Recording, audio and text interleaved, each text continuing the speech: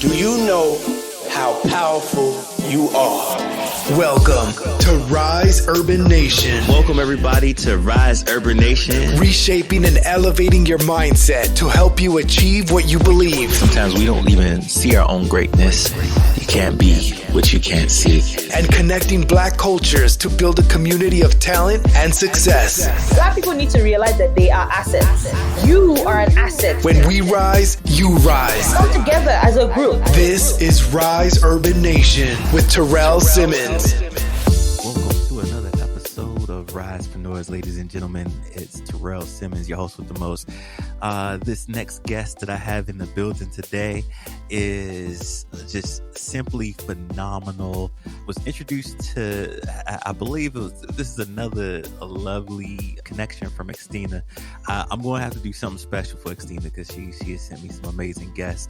Although our platform isn't the platform for my Latinx sister. I don't know. We'll do something. We'll figure something out. Maybe I'll do something on Instagram or invite us to off brand training for all of you out there. But Gian Saunders, what could I say from her? Born in Mesa, Arizona, raised in Lincoln, Nebraska. She has a very intriguing story. When I first got to meet her, she's just passionate about financial literacy, but she's also an artiste too. So you'll hear a little bit about how her transition to the financial industry came to be. She's just dedicated to growing, our knowledge, especially within our community of finance, so we can kind of live a better tomorrow. Generational wealth is her thing, and it's not talked about enough today. I remember her telling me one of her favorite quotes was from Harriet Tubman when she said, "I would have freed more slaves if they had only knew they were slaves." And I think that holds true to her. She's like, she would have helped more people achieve financial literacy and generational wealth if only they knew that they needed this information to build wealth. I hope that I can, help and assist wherever I can in that journey. So without further ado, ladies and gentlemen, I give you Gian Saunders. Now, how did we get connected? So Christina Jerry Xtina, I call her that. This young woman, we actually connected over a Zoom. And let me just tell you, I love her energy so much. And that was the first thing I saw about her. Like, me and my fans were like, who is this girl? I'm like, I love her. So we definitely connected. And she was the first person that I talked to. I think probably still the only person I talked to on Zoom on a personal note for over an hour and 30 minutes. Wow. We just talked. That's Xtina. She's awesome. That's Xtina. Yeah, it's like me and her were in the same Rise leadership program. I didn't really connect with her while we were she wasn't even my cohort, but I connected with her at an event, and then that's when our conversations just started, just kind of like yours. And I was like, I like her. Right? It's so true. Like all these little simple sayings that I've learned, like real recognize real. That's a real statement. You literally can see other people's energy and you can feel other people's energy, especially when you're more in tune with yourself. So when you see those individuals, when you feel them, it's like, that's not by just happenstance. That's a connection, and that's rare. Yep. I came up with this quote probably like 8 years ago, and I'm going to put it on my tombstone. And it's realize your greatness and understand your uniqueness. And I believe truly when we all realize how amazing and great we are, and also how unique each of us are individually, that's literally our superpower. And we're unstoppable at that moment. So that's so awesome. And you also had said something else I love. You said there's enough at the top for everyone, or there's enough room for everyone. And that's something that I preach too. Like people come from a place of scarcity so much that they feel it's like, oh, me, or what they think about themselves and they can't think about the abundance of it. There's so much in this world that we can all have enough and more than enough to go around. So Now I see why she introduces, because that mindset of abundance, that's what I preach to people. Like when you get out of a mindset of scarcity, you realize that there's enough resources on this God-given earth for everybody to succeed, everybody to be successful, and there's no such thing as scarcity. Like God literally says there's enough. Like he watches the hairs on the heads of the birds, well, the fur, the feathers, right? He feeds them every single day. Like we're more important, than the birds. And it's just so awesome. Yeah. So I love that abundance. This is going to be a good interview. I can see already. I'm excited. Okay. All right, so welcome to another episode of Rispreneurs. Got my girl Gian in the building today. She was introduced to me, y'all, by Xtina. Y'all heard me talk about Xtina on the show plenty of times. She's a gem. Gian, welcome to Rispreneurs. How are you this morning? Thank you. I'm actually more raspy than I thought I was, but I am fantastic. I'm feeling great. There's literally no complaints over here. I woke up this morning. I get to meet you, and I'm so blessed to be on your show today. So thank you. I'm feeling fantastic. Now, how'd you get connected with me? I know it was through Xtina, but how did you meet Xtina? Tell me that story.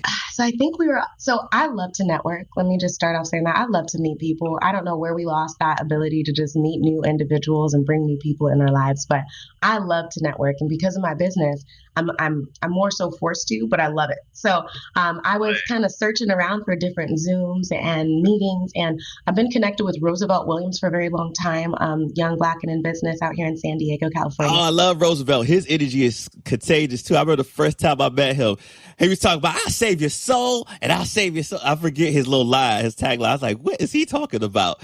You talking about the shoes or you talking about me? He is funny. He is funny. Yes. He has a lot of, I love it when I can see what people are going to look like when they're older. And he's just going to be hilarious when he's just an older man. So, but yes, I've been connected with him for a very long time. And there was a Zoom meeting, I believe, for the magazine. And that's when I met Christina on the Zoom call. And I had just personally messaged her because, again, her energy, it was just so infectious. And one thing I noticed about her, not only did she have this beautiful shaved head on the side, she just looks like a boss. Like, you know, when you just see someone that just has that persona or that energy, she looks like, you know, you can come tell me however you feel, but I also don't care. But I'm going to respectively tell you I don't care in the nicest, kindest way. Like, that's the type of woman it looks like. And that she wasn't sitting on a chair. Well, she was on a chair, but she was sitting with her legs crossed up, you know? And you just don't cop on Zoom calls and see that very often. And I'm like, this woman knows who she is. And I have to meet her. So we connected, and I told you earlier, we talked on a Zoom call for about an hour and 45 minutes about everything. Wow. And I just, since meeting her, we've gone, we did the meditation day together. I invited her out. She came over to my girlfriend's house. We did this thing called the Rasha. I don't know if anybody's ever heard of it. It's one of the best. Like, it helps you amplify your meditation. Tell me the Rasha? Yes, the Rasha. What is that? Tell me. I heard of Reiki, but I haven't heard of Rasha. Oh my gosh. So it's I don't want to say it's complicated, and I'm going to try to not complicate it. It's literally through sound waves. You know how you can cure things through sound waves or heal things through sound waves. It's the same thing. It's vibrational energy, but it's now on a scalar device. So there's crystals and scalar energy being radiated on a higher level through sound waves. I think that's the best way for me to explain it.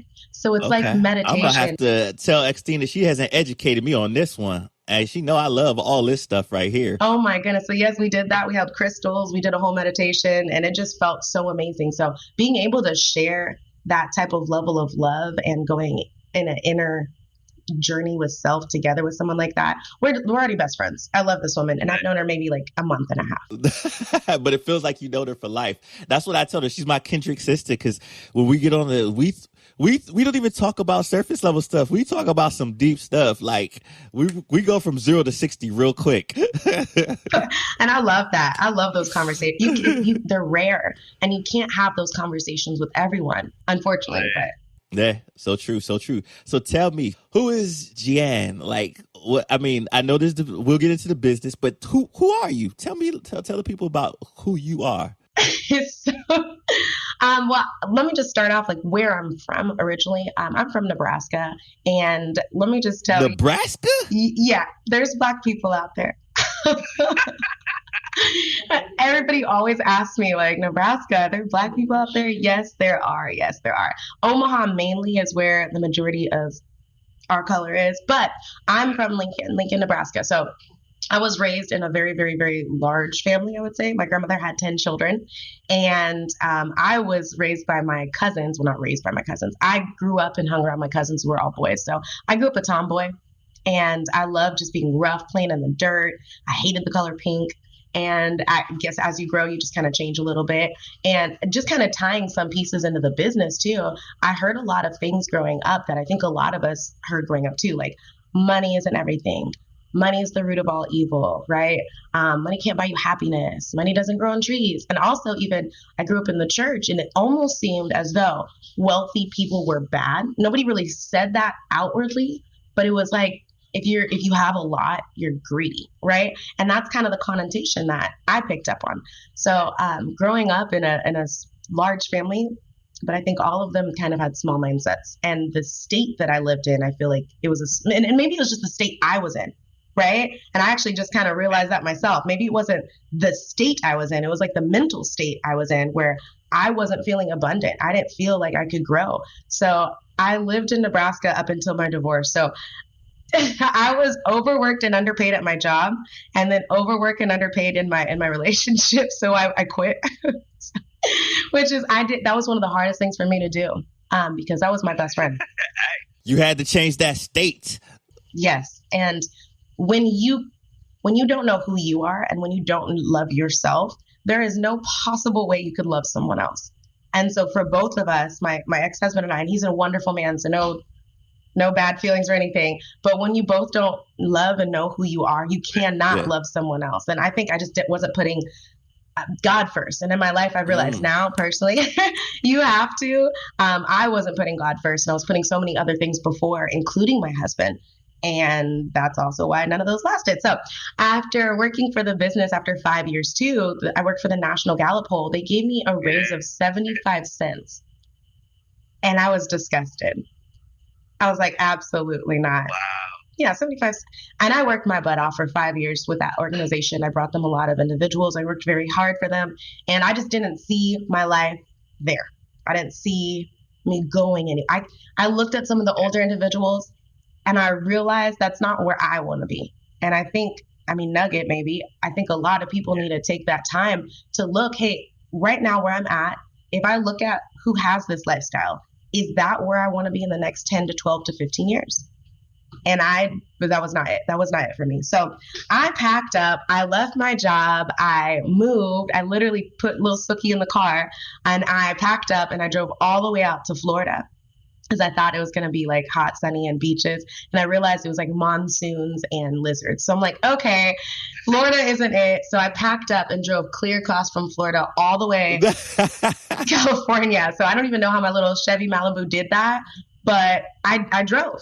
And I picked up my mom on the way because I was about to pass. But you did it somehow. I did it. God is good. God is good. And I moved out here with no goals or a plan whatsoever. And you know what's crazy? I actually had a lot of family members and friends get so scared for me that they got upset at me. They projected so much of their fears trying to protect me that they got angry. I actually had people get mad at me. They're like, that was so stupid. That's like the dumbest decision. I'm like, this is what I'm choosing to do with my life. Wow. Right? I wanted more. I wanted a challenge. I want sun. I hate cold weather. Yes. Cannot deal with cold weather. And I just want a change. Yeah, I'm a tropical person too. Thank you. Coming outside, I remember coming outside one day, the wind chill was like -15 and it was like -32 already. And the wind just slapped me in the face. And I'm like, I got a trench to my car. I was done. That was not it for me. So after I moved out to California, I realized very quickly how important money was, though. You need money to survive. And my rent in Nebraska, you're going to love this. It was $480 for a place that was, I would say probably about the size of the home. And, it was a nice, what? It was $480. You can't come to California and get a parking space or a Harry Potter closet for $480. So you sure can't. After my divorce, I'm 26. I moved out here. I realized the price of living is so expensive, but I've been lying to myself since I've been here that it's not expensive. When people say, oh, it's so expensive, I'm like, no, just make more. I've been lying to myself this whole time because I just don't want to believe that it's expensive. So I moved my mom out here probably about 2 years ago. And that was a really difficult decision for me because it put me in a financial hardship because I was not ready to retire my mom, but I was passionately ready to retire my mom, and I made it work. So since then, things have just been rocking and rolling. Who I am now, I'm engaged and I'm loving my man. Like, this man is so fantastic. I've met my best friend. I know it's weird, but I feel like we're twins. I know that's weird, but he's so like me that we just connect so well. And just been living out in San Diego, working with my business. I run Elevate Financial with my fiance. So we are backed by an organization called Transamerica Financial Advisors. And I love what I do. I'm so passionate about it. And I never thought I was going to get involved in finance because I am an artist. I did special effects makeup and body paint when I moved out here. And that was the company I ran. So coming from, the wild world, like I know I talked to Xtina, and we were talking about if we could just frolic in the woods, like with fairy wings, like with glitter and bubbles all around, that's what we would do. But we have to work hard until we can get to that point. So as an artist, I'm a very free spirit. And coming into a business like finances, that was a very big change for me, a very big mental change for me. So there's a lot that had to change. But I just love love. I think right now, my biggest thing is how much value can I bring to the world? How much love can I give to the world? How can I be a better person every single day? Look, you brought a ton of value already in just that story. Thank you. Well, yeah. Thank you. And I apologize. I think there's a delay too. If y'all didn't hear some of the gems she was dropping in there, when she said changing her state, see, something that I resonated with you in your story, not only did I change my state too, I grew up in the hood of Washington, D.C., but I changed my state, my mental state. So I changed both physical location and mental location to get to the person where I'm at today. And there's a lot of value that she put in there when she said that, because once you get around folks that think differently from you, you start to see the world differently from where you were. And that creates growth, no matter what it looks like. And hopefully you get the positive growth, but it creates growth either way. I know one thing that I'm capturing is that change from being an artist to going into the finance world. That's another growth transaction right there. How does an artist begin to work in the financial world and still be whole and use her gifts so that she does not feel like boxed or enclosed in, or she has to be a different person?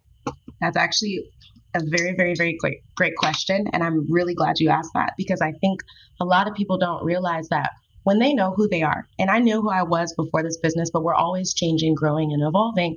When you know who you are and you love what you do and you're passionate about it already, it's very difficult to change and be passionate about something else.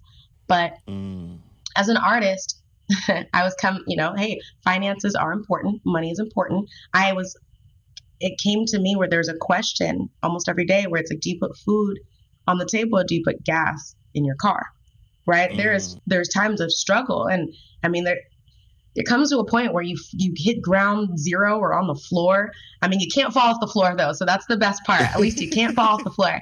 And then you have to kind of realize, okay, well, I could keep pursuing what I love to do, which is my art, which I love. Yeah. I did my tattoo, right? And even in the financial industry, tattoos aren't something. It's a little elephant. I'm a big elephant. I see it. I love it. Thank you. What does it represent? Oh, that goes into a whole story. Okay, all right.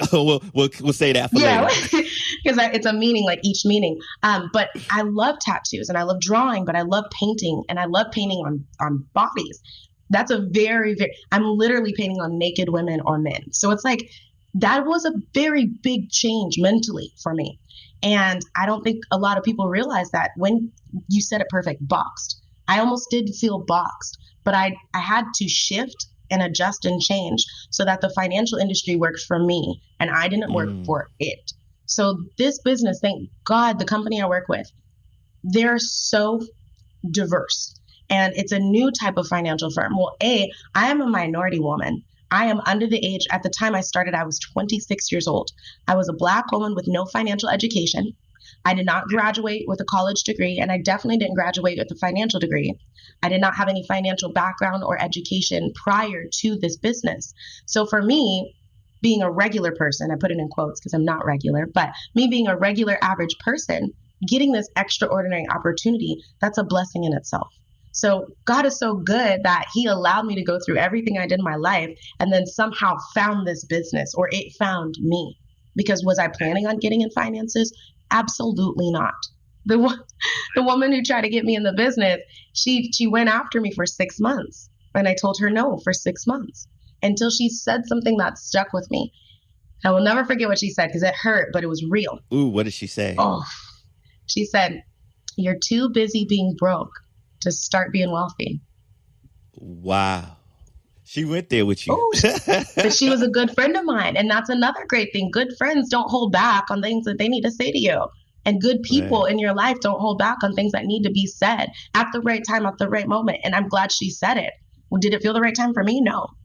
Did it feel the right moment for me? No, but it was. It was what I needed to hear. And I'm so blessed because that made me get that shift of, you are 26 years old. You don't even have $100 to your name and you're struggling to save money. You're living paycheck to paycheck. How would any of you guys feel at 26 years old with not even $100 to your name? And if some of you are in that situation, that's the time to change it.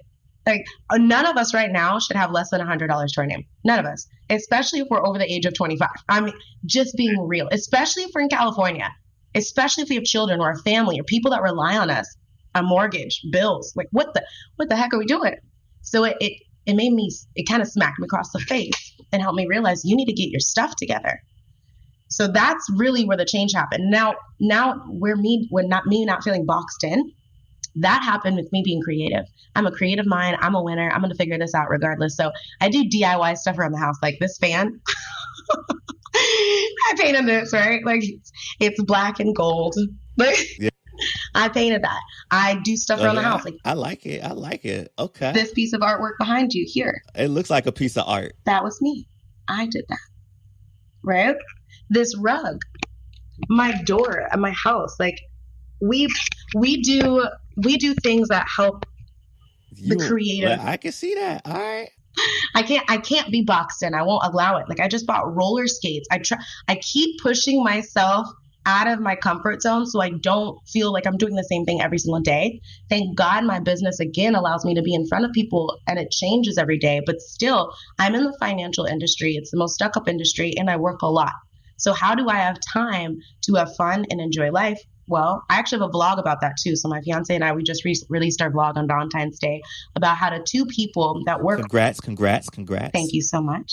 How that work all the time. How do they still have fun? How are they still artists? How are they still creative? How do they not kill each other? That's what our vlog's about. So I'm glad you asked that question. And I'm sorry I kind of went long-winded into it, but... No, I love the story. Perfect. Okay, good, because I'm a storyteller. So it's really about merging your creative self with the person you have to be to get where you need to go in life. So I see that.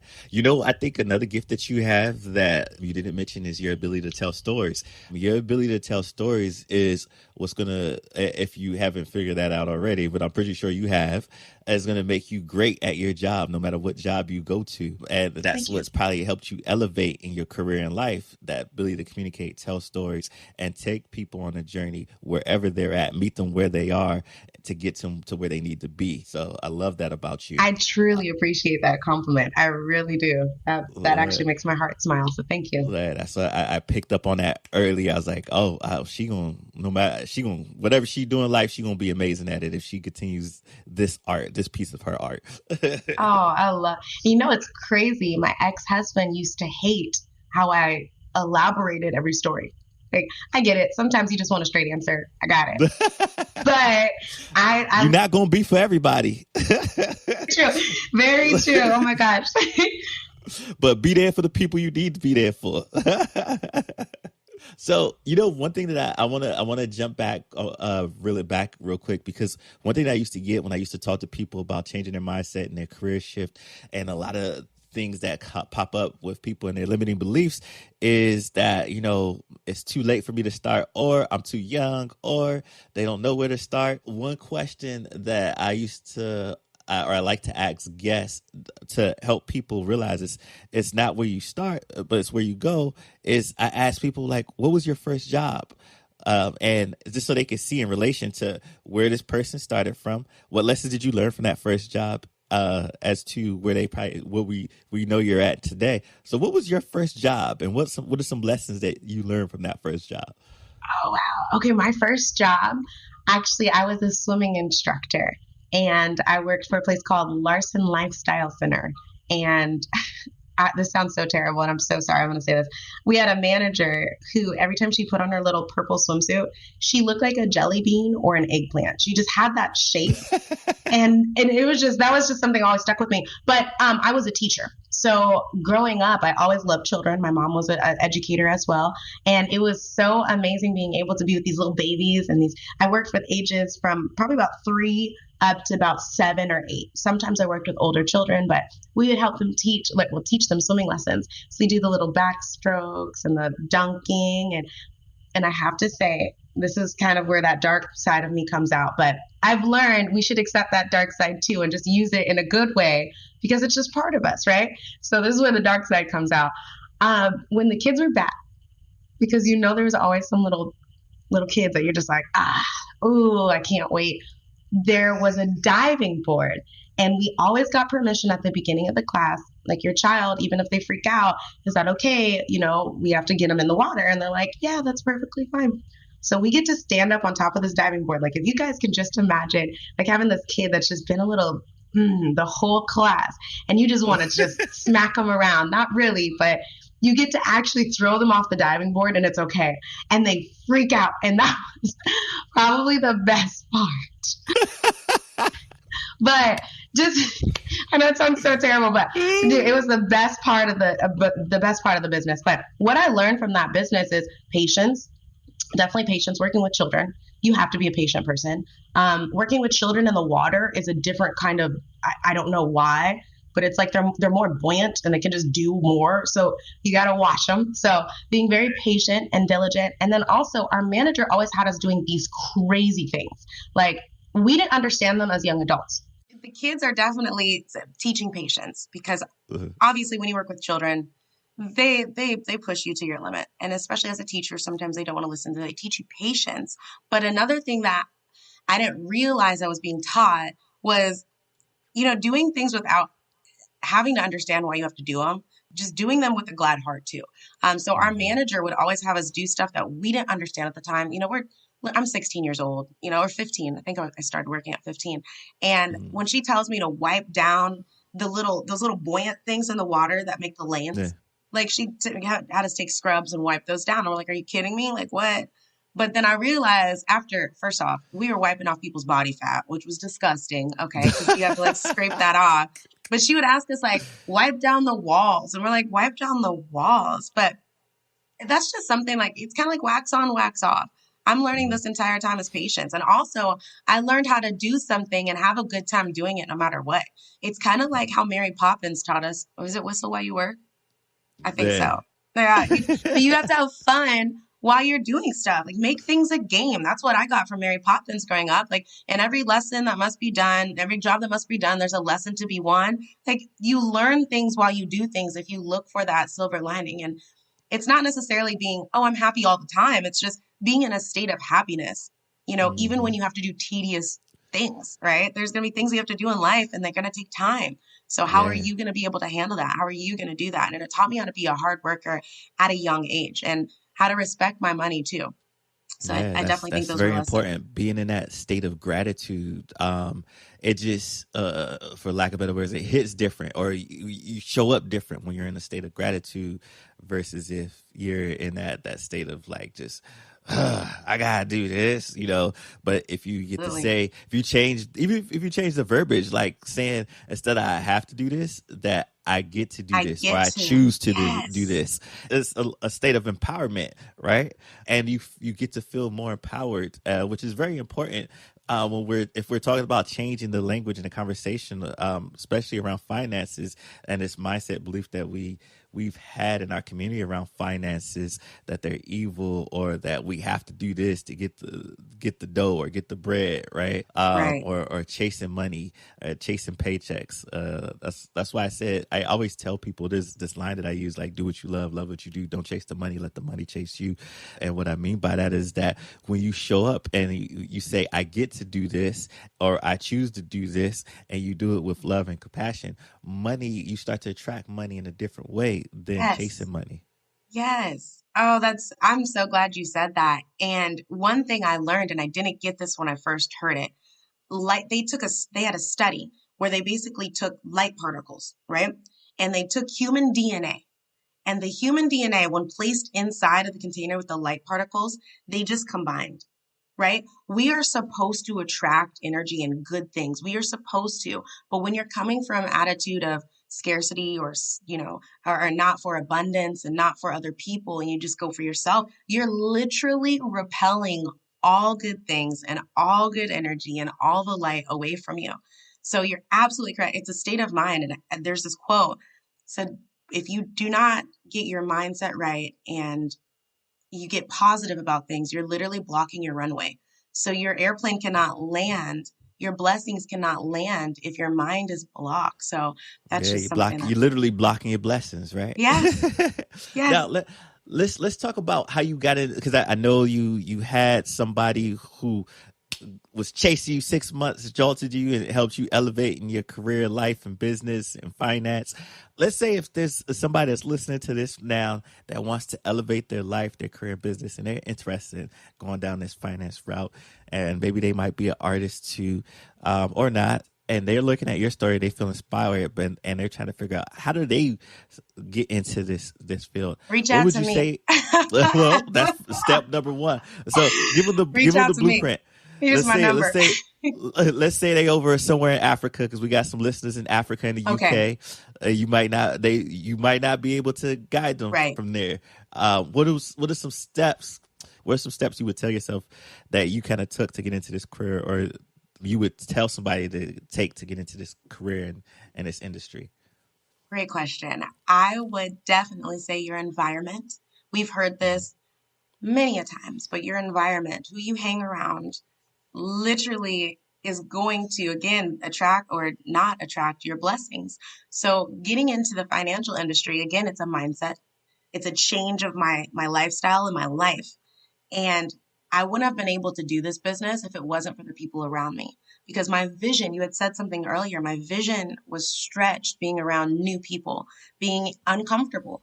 Life begins at the end of your comfort zone. And many people don't step out of their comfort zone. Many people don't step out of their environment. Yes. So if you keep staying around and being around the same individuals, your lifestyle will literally be the same life.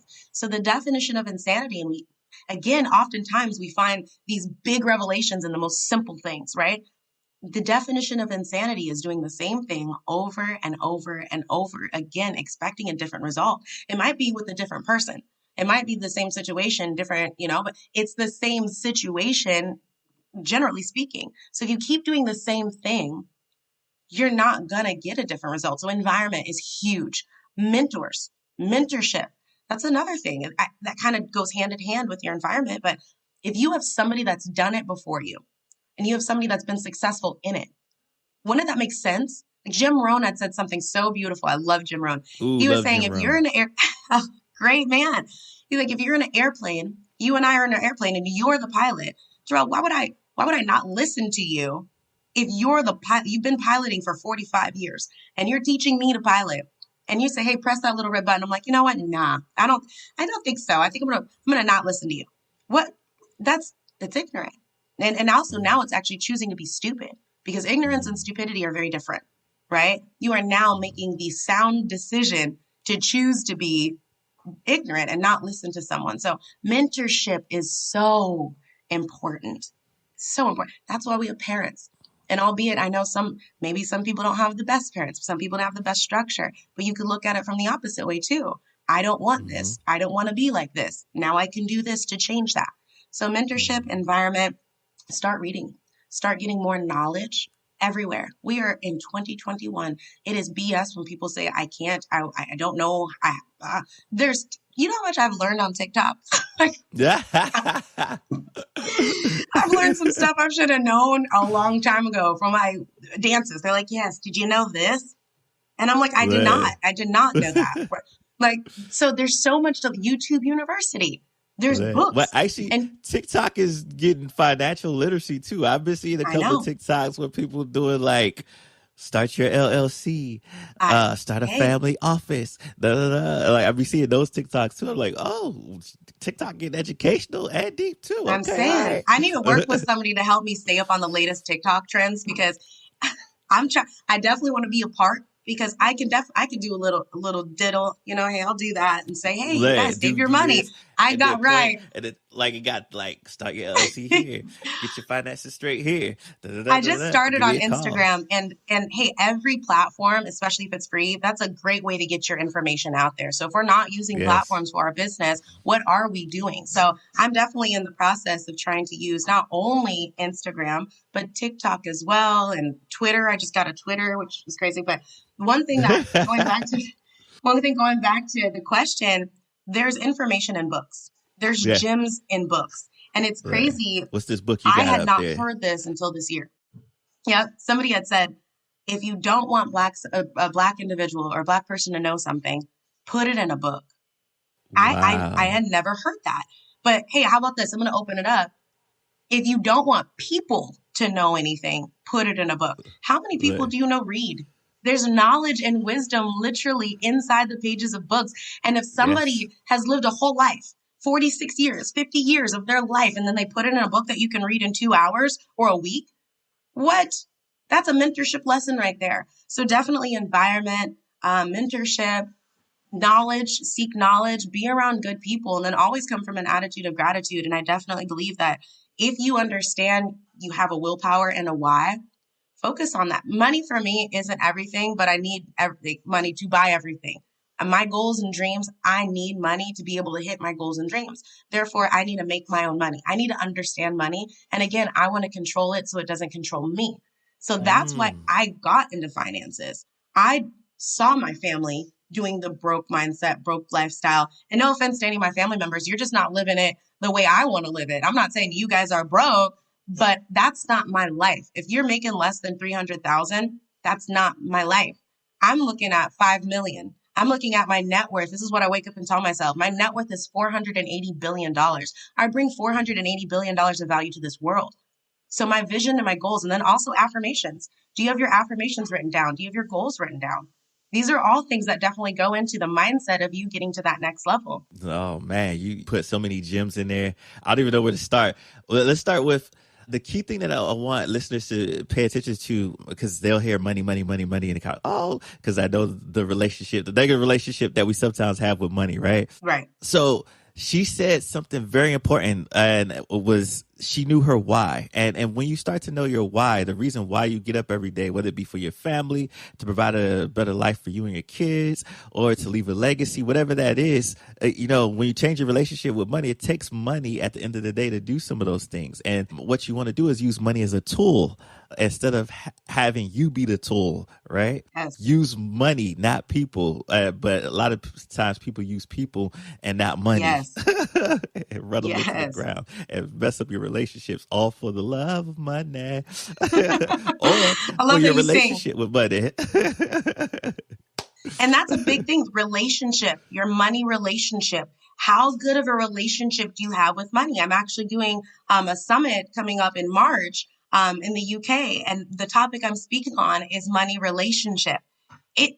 Every relationship you have, think about it. It's a relationship. And I'm going to break this down. And I know it sounds so silly, but every relationship, the relationship with God, do you spend time with it? Do you give to it? Does it love you? Are you having that quality time? Your relationship with your spouse, do you give to it? Do you love that person? Again, relationship with knowledge. These are all relationships. How much are you giving to that relationship? So when it comes to finances, most of us don't even have a relationship with our money. We don't even think about it. We don't care about it. We're like, oh, we don't talk about it. It's still taboo. Like, let me just tell you too, and I hope I ruffle some feathers with this, but when you are scared to talk about your money, you're still talking from a scarcity mindset. Oh, I can't talk about how much I make annually. Like, who cares? What are we going to do with that information? Really?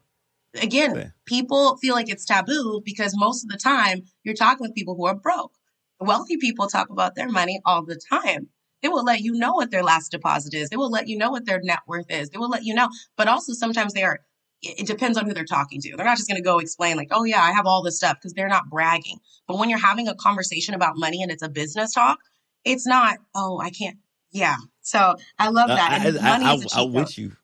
Yeah, money is a cheat code, right? So we talked about money, finding your why, talked about really knowing yourself, talk about elevate. And I don't just mean the business, but your life and your career. And we got to see some transitions that you went through in life, and you've done a lot of transitioning and went through a lot of different things in life that taught you some lessons. What would you say what's one good lesson life has taught you? Keep it simple. I think that's the biggest thing. And I've learned, like, look for the most simple things, and everything is just it's so much easier. Like, life is not meant to be hard. Someone had said, row, row, row your boat gently down the stream. And that's the simple statement right there. You're supposed to be rowing your boat gently down the stream, not rowing it against the current, not going up the hill, not like exhausting yourself, trying to force things to happen. Like, yes, work hard. Work hard. Nobody's saying be lazy, but nothing's supposed to be that hard where you're just mentally drained. There's a different type of work and work hard, right? I think people get those confused, right? When you have to work hard for your business and hustle and be ambitious for your family and yourself, that's different. But when something is just not working, and you're just still constantly trying to make it work, that's you going against life. That's you not allowing God to do his work. That's not allowing that beautiful thing that we already naturally have inside us to just let everything just fall into place. Because if we've noticed, everything that we had an issue with or a struggle or a problem with in the past, we got over it. And we're here today. We've always got over it. When we couldn't get our rent. Oh my gosh, we're about to get kicked out. Oh my gosh, rent. Like, I've been there, right? I don't have any food. Oh my gosh, overweight. I'm not going to make it. I'm not going to make the cut. And then you do, or you don't. It's one or the other. You do or you don't. But guess what? You're still here and you're alive.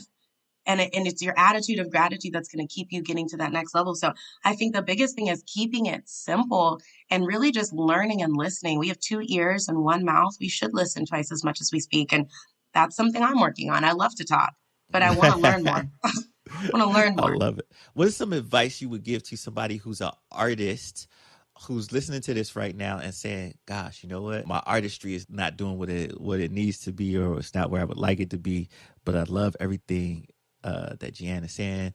And now I want to pivot, bring something else that allows me to be successful financially so that I could be the artist that I want to be on this side, right? What some advice would you give to someone who would like to start a career in another industry that is an artist at heart, whether it be the financial industry or any industry? What's some advice you would give? Your passion isn't always going to be what gives you the income that you need. Your passion not always will be able to pay your bills. So you're going to have to make some sacrifices. There's a great song by Big Sean. It's called Sacrifices. And you have to make sacrifices. Don't you think I want to be literally rollerblading, eating food, running at the beach, like just laughing with babies and running around with dogs all day? Absolutely. Do I want to be painting bodies and hanging out with my fiance, spending time with my mom and my family? Absolutely. But I'm making sacrifices today for a greater future tomorrow. I know that if I kept messing around and playing, because I'm so goofy. I like to, you can find me outside literally making, like, I used to love Snapchat when it first came out. I used to make my own videos because I didn't care about views. I just wanted to make videos for myself and my friends. And I'd be in the forest making like the Blair Witch Project reenactment. Like, I'm like, hey guys, let's jump off this trampoline into the pool. Like, that's me. I love that. So I never lose being a child. And I've also learned, why would we? Like, we should always be excited and creative. That's where I think a lot of people come from, like anger and resentment, because they don't allow themselves to still have that energy. Be excited, be creative, be the creative person you are. Now utilize your skills that you have and maybe make a sacrifice for a little while for the next 5 to 10 years. And something that I don't want to say you hate, don't do something you hate, but find something that can work with your passion. I never thought finance could work with my passion, but guess what? I love helping people. What? I love helping the underserved community. Harriet Tubman had this quote. I love it. She said, how many people, I would have freed more slaves if they had only known they were slaves. Right now, I feel like I'm the Harriet Tubman for our people, because, when I say our people, I don't mean my color. That's not what I mean. And I'm actually, like, I do see color. It's not that I don't see color. I hate when people say that. I definitely see color, but I see the person more so. And I'm looking for the people who think like me and act like me. So I'm talking about my community is the people who want to get better. My community is the people who want to excel their levels of their lifestyle to another level for not only themselves, but for their future generation. Those are my people. That's the people I'm talking about when I say my community and my culture. Okay. So I just want that to be very clear. And I think I'm going to have to now start elaborating that a lot more, because when I say my community, people automatically think I mean the Black community, which I do. But I also mean every other community as well. We're all people and we all need help financially. And most of us are struggling financially too. So like we as a community need to build and grow together. Find something that works well for you and then work in that and find a vehicle that actually find a passive source of income. Like if I could just shake the computer and like just slap people around through my voice, find a way to make an income for yourself where you don't rely on somebody else. Like now having your own business or having something where you make your own income is not it's a necessity now. It's not a want. We need to get on making passive income. We should not be working so hard. Our money should be working hard for us. So that's why I got into finance. To be honest, that's really what, like, if I could jump in any industry and just work hard in it for 10 years and then get wealthy, I'd be there. There's no other business that I know of where there's a system in place where I got my license, right? I went to school for this business. Like, I have a license in over 9 states, but this business has allowed, again, an ordinary individual like myself to now be in this extraordinary opportunity so I can excel my future in my life. Do I want to be in this business forever? Now I do. That, because my why's changed. I definitely do. I love this business. I love what it stands for. I love my industry. I think it's fantastic. The system, if you guys have never heard of World Financial Group, that's the platform I used to have my own business. So I'm 1099, I'm contracted. I work with Transamerica Financial Advisors, but I'm also not limited. So we work with the A+ providers, but I have my own. It's my business. Well, me and my fiance, right? Yeah. It's our business. I'm not WFG. I'm not Transamerica. I'm not anybody except us. I'm Elevate Financial, and I'm here to help the people. But this business has allowed me to do that. I tried to run my own company. And getting your own company, I'm just saying, there's overhead. You have to pay your people. You have to get your products. Like if anybody's heard the Robert Kiyosaki book, The 4 Quadrants, you guys, most people will stay stuck in employee and business and self-employed their entire life. And when you're self-employed, you literally just bought yourself a job. That's literally what it is. We're trying to get to the business owner and investor side. And best believe it, I'm in the business owner side. I will soon be in the investor side because I will not be working as hard in this industry or in this business. I still will be here. I still be hustling, but it'll be on my time, on my schedule. This business will work around my life. You guys, maybe not you guys, and I hope, again, I ruffle some feathers. You guys are still working to build other people's dreams and goals. I was really good at bringing other people money and helping other people get really wealthy. And I realized, screw that. I want to make money for myself and my family. Not for somebody else. So I had to get something on my own. And I tried to do it without someone else. But now there's mentorship. There's leadership. I'm not by myself. I have a strong support system. I have people that actually see my goals and dreams and push me. That's why it's so important to have that environment. So and please fight me on this. There is no other business as good as my business. I don't care what you say, do, there's no other business that gives back to the people, doing everything right to these people. Like, we don't sell hair care products. We don't sell makeup or hair, like glasses. We give concepts. We give financial education and literacy to the people that actually need it and deserve it. And that's what I do. And that's why I'm so passionate about it, because I was one of those people who would never get this knowledge or would never have gotten it if it wasn't for this business. If my mom didn't know, if my dad didn't know, if the school systems didn't teach me, if my job didn't teach me, if college didn't teach me, where the hell would I learn? Excuse my language, but where would I learn? Through the school of hard knock life. You guys, that school is expensive. It is. Screw that. It's very expensive. So if And they're not teaching financial literacy anywhere in our communities. So you would have to either literally go pick up a book. Robert Kiyosaki, I love Rich Dad, Poor Dad, and a couple other books that he's written, and some authors that he speaks with or he hangs out with, like the Tony Robbins of the world and so forth. A lot of knowledge in that.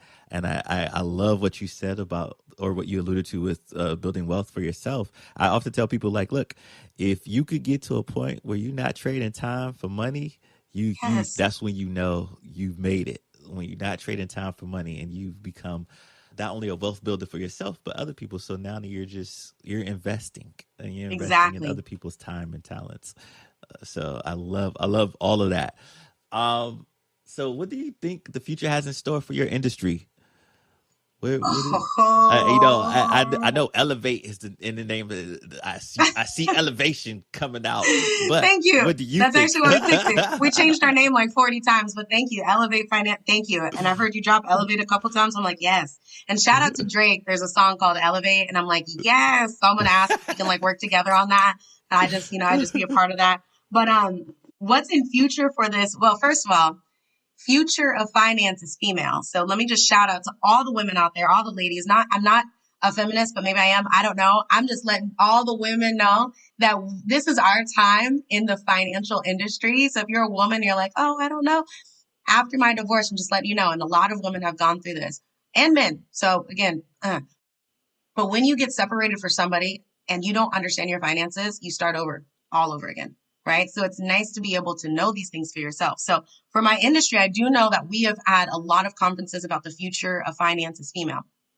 Also, for this industry, if you looked in the last 6 to 8 months, there's been so much change going on in this world, right? COVID came, and this is all due respect with everyone who's having a struggle with this, right? I'm not smiling happy for the people that have had some losses in their family, right? I know that this time has not been easy for some individuals, so I get that. So this is me saying this respectively. For me, last year was the best year of my life. The best year of my life. Our business exploded. More people are now knocking on our door because guess what? We've been preaching and teaching financial education, financial literacy, wealth, health, happiness, joy. They all go together hand in hand. But until there was a crisis, and this is another big nugget I've realized, until there's a crisis, most people don't move. Until there's a big slap in the face or they're like, dang, my whole car got repoed. My house is taken away. My kids. Why do we have to wait for something to happen like that for us to now be like, oh my gosh, we need savings? Yes, sir. Yes, ma'am. You have needed savings for a very long time. You have needed life insurance this whole time. So, and I don't know if people even really fully know what I do. The financial industry is a very broad subject. I'm an educator. I'm a financial broker. I'm able to work with over 150 plus products, providers, and services. The main products I do though, long-term care, retirement, and life insurance. Why? Everybody's going to die. This is the circle of life, right? It's the Lion King. Everybody's going to try to retire before they die. And if you guys are not saving right now for your retirement, you are behind. If you didn't start saving like 5 years ago, technically we're behind. We need an estimated $2.1 million in San Diego, California, period, to retire at age 65. We need 1.6 in North America. Wow. People think that you'll be okay with $200,000, $400,000, $500,000. You can't live with $200,000 in California right now. So what makes you think with inflation and taxes in the next 15 years, you're going to be able to retire? These are things that people don't get, these little simple concepts. So retirement, everyone's going to try to retire. And then long-term care. People typically get sick before they die. And I have these people, and I've worked with a lot of individuals who say, I'll work until I die. When you're 68, 69, 72, first off, you don't know your health. And if you keep eating ho-hos and not working out, your health will be garbage, okay? Keep smoking those little e-cigs, okay? You will not be able to be the greeter at Walmart. You will not be able to work in your construction business. Your body is getting older. And if we don't take care of our health now, how are we going to be working in our 70s and 80s? And also, do you want to work now? So in the next 15, 20 years, you say you want to be doing the same thing you're doing right now? It's BS. I call everyone on their BS when they say, I'll just keep working. Like, here's a story. When in my party days, I didn't get to go over this, and we'll do this another time, but I came out to San Diego, California, and I was a promoter for almost 3 years. So I promoted in Vegas, Miami, and out in San Diego. So I was going home, and I stopped at my friend's house. It was super early in the morning. It was like 3:40. This little old man she has the gate before the gate to get in her place. Very wealthy, right? So at the first gate, there's this little old man. He's like, I think he's literally 91. He's in his 90s. And this little old man, I asked him, like, what are you doing working? And he looked at me like with tears in his eyes, this little old black guy. And he's just like, ma'am, every single day I wake up, I literally feel like I'm a burden to my daughter's life. She's married, she has 3 children, and I cannot live on my own. My pension gives me $600 a month. And I'm like, dang. That's insane. Some of us are going to be working into our 70s, 80s, and 90s because we have to, not because we want to. And I know for a fact that's not going to be me. That story scares the crap out of me. And I hope it scares some people too into start saving and investing for themselves. It's the power of compound interest. If we do it young, we just have more time. If we start when we're in our 35s and 40s, unfortunately, unless we have $1,000 to $2,000 to put away, we're not going to be making a dent. So to be honest, being broke scared me. And just not having scared me. So I wanted to make sure. So the future of our business is very bright, right? Yeah. Very bright. I think people are now realizing that they need to start doing these things that they should have been doing a long time ago. And then also, since it's kind of a trend now, everybody's like, cryptocurrency and Bitcoin. Everybody's trying to get stocks and stuff. Let me just tell you, I'm going to say this out loud on your radio show. You cannot sustain a family on that type of income. Okay. You can't. So the people that trade stocks and day trade, I'm so proud of you. I'm so proud of you. But what we do is much different. We work with guaranteed investments. I have a license to do what I do, right? I'm a financial professional, right? So it's a very different concept. So don't get tricked into saying, hey, I'm going into stocks thinking that you're doing finances. That's like me going up against LeBron James in the basketball court. I'm not good at basketball. Okay. I'd get destroyed. So a lot of gems thrown there. I think the key one that I want to really focus on is the different avenues in the finance industry. And there's not only one route that you can go down. I think in our community, a lot of our folks don't realize the value of life insurance. I've lost too many loved ones this past year due to COVID. Even some of people that were close that were very educated and they were around people like me, and in my circle of friends, we all had life insurance policies. So it was surprising when I found out a friend of mine who passed away that left his family and his mama and them and all these financial bills because he didn't have any life insurance, and we had to do a fish fry and GoFundMe to bury this man. And I was a lot of emotions, right? Because when you're like, why did he have a life insurance policy? All of us got one, and he's doing well. He graduated from a good school, and he's around success, and he didn't have this.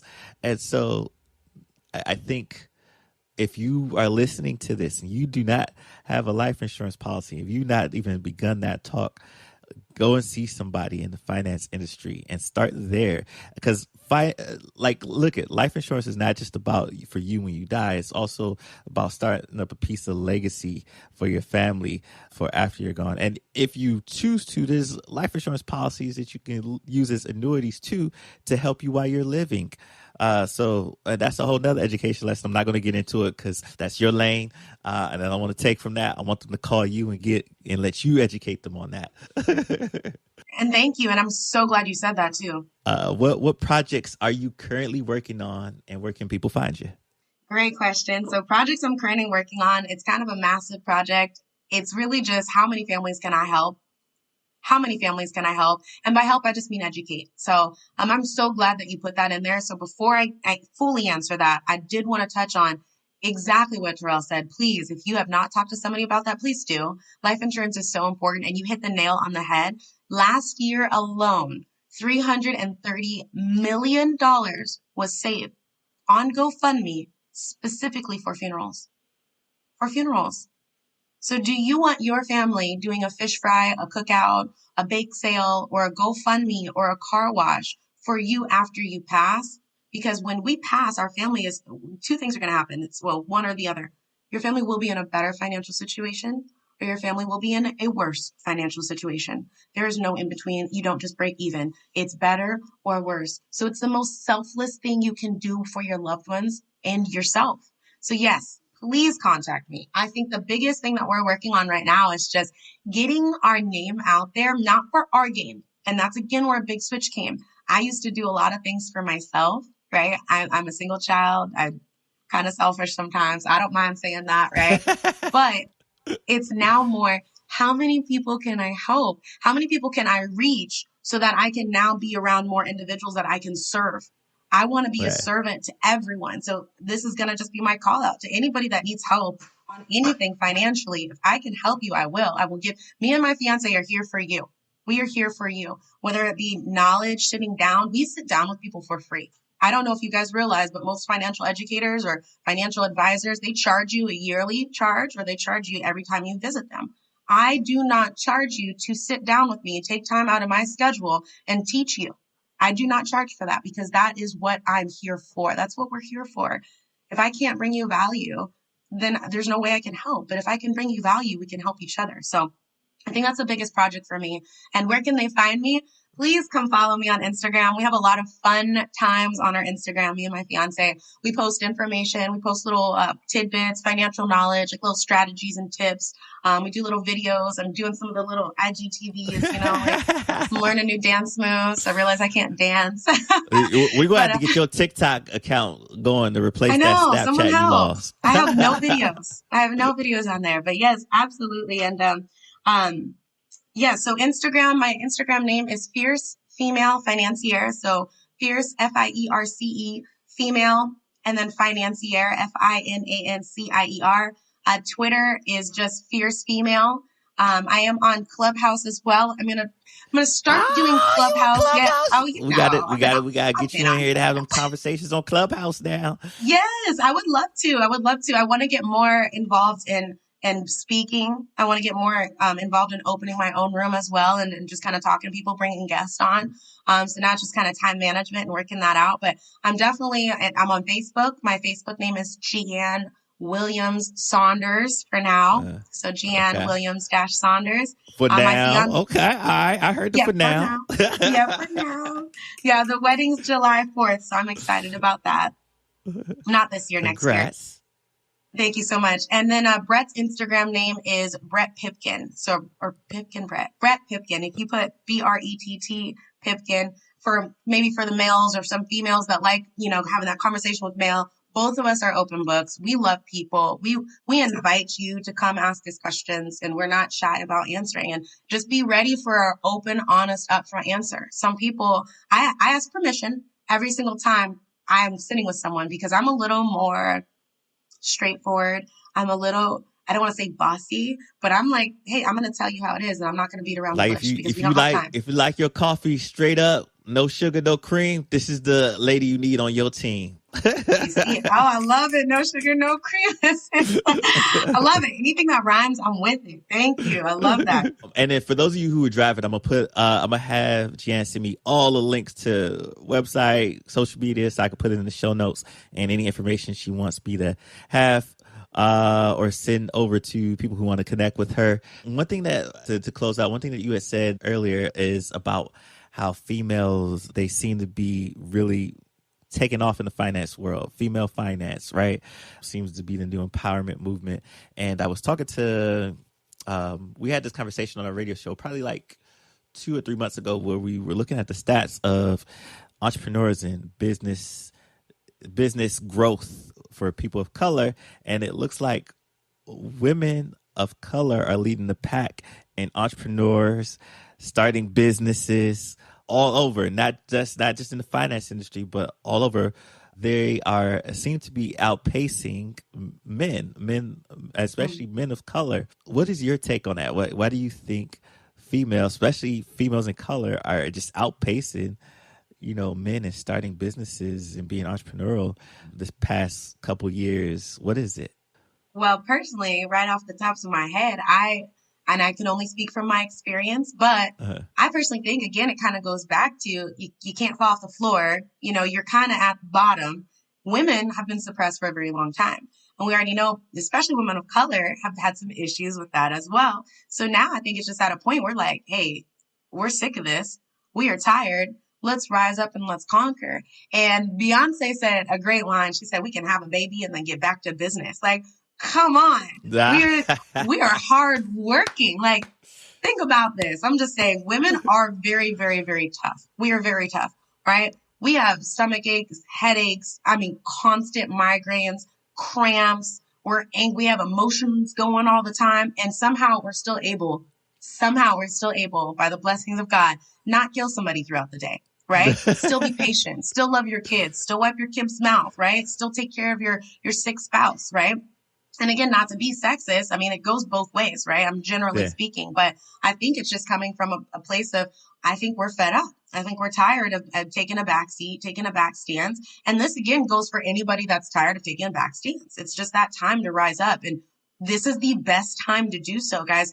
This is something crazy. I hope I can remember this stat. The most money in the U.S. history was 40%. That's what it was. 40% of U.S. money was printed last year. Wow. I know. Thank you. This is the largest wealth transfer. This is the time, if you're ever going to start a business, figure out something with partnership, do what your big dream is, you start saving and investing, and that's your goal. This is the best time to do it. Like, this is an opportunity right now in 2021. These months have taught us. And also, guys, look at the way our economy is going. This is the best time to get your foot into anything right now. So I think that we're just we see an opportunity. Wow. And 40%.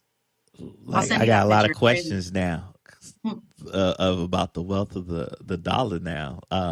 Exactly. You guys, inflation and taxes have been going up for the last 10 years. We think that inflation and taxes are just all of a sudden going to start going down. No, it's definitely going to go up in the next 10. And again, I'm assuming, but it's a pretty smart assumption. Probably going to go up in the next assumptions. Yeah. So, I mean, we have to keep that in mind too. So for everybody saving, you have to remember you have to outpace inflation and taxes. If you're saving in a 401k, what you're saving today, you still have to pay taxes on tomorrow. So that money that's in there, just remember you still have to pay taxes on it. And the taxman's coming for its money. So yes, that's another thing. Plug in life insurance again. If you don't know about a way to accumulate wealth inside of life insurance plans, please call me. My phone number, I'll give it to you guys too. And I'll give it to you as well, Terrell, too. Yeah, taxes is no joke. Don't just think because you save $1 million, that $1 million is all yours. There's certain things you could do to have there's to use all of everything that she's saying to kind of help you. It's not about how much money you save, it's how much money you keep. And so you have to have a lot of shelters set in place so that you can keep most of the money. Like if you're in real estate, 1040 exchanges helps you keep that money. There's different policies in life insurance that helps you keep some of that money so that you could successfully transfer the wealth, not from generation to generation, but for you to use it and have access to it as well. So get your education on, ladies and gentlemen. Yes. Yes. You're very intelligent for that too. Something you just said. Life insurance is the best way to transfer wealth to your children. This is the best way. Most people don't realize it. Things get not only taxed, but caught up in probate, right? We have to remember that. So it's the best and most efficient way to transfer wealth to your children, your family, to your estate, to your trust. Absolutely. Absolutely. Wow. You know what? I know me and you could talk all day, but I know that would be like a 2-hour episode, and I don't want people to be on here for 2 hours. So we'll do a part 2. We'll bring her back for part 2. So any positive affirmations you want to send the people off with before we close our session today? Oh, I have one that I wake up and say every day. I say, I love money and money loves me. Ooh, I love it. I love money and money loves me. So say that to yourself at least 3 or 4 times in the mirror. Affirm it, believe it, and then manifest it. So Gian, thank you so much for coming on today and blessing us with these gems and knowledge. Don't forget to send me all your social media and all that stuff so I can put it in the show notes for the people. And that's been another episode of Risepreneurs, ladies and gentlemen. Thank you guys for tuning in. Thank you for listening to another episode of Rise Urban Nation. Thank you for taking the journey. Be sure to like, comment, and smash that subscribe button. And stay connected with Terrell on and off the show. Follow at Rise Urban Nation on all platforms. Do what you love what you do. Don't chase the money. Let the money chase you.